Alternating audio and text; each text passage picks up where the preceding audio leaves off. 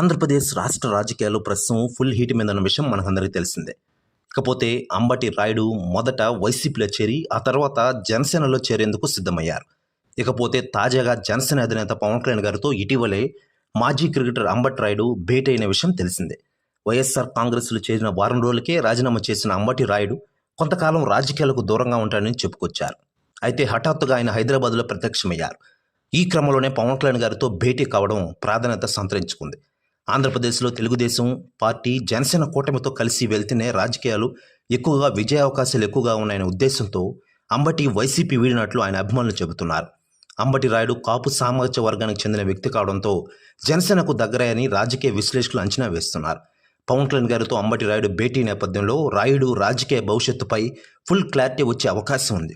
మరోవైపు ఆయన గుంటూరు లోక్సభ స్థానం నుంచి జనసేన తరపున పోటీ అవకాశం ఉందన్న ప్రచారం గట్టిగా జరుగుతోంది. ఇక ఇదిలా ఉండగా అంబటి రాయుడు తాజాగా పవన్ కళ్యాణ్ గారి గురించి జనసేన పార్టీ గురించి కొన్ని కీలక విషయాలను పంచుకున్నారు. ఆయన మాట్లాడుతూ పవన్ కళ్యాణ్ గారు గ్రేట్ పర్సన్, ఆయన ప్రస్తుతం ఆంధ్ర రాజకీయాల్లో దూసుకెళ్తున్నాడని చెప్పుకోవాలి.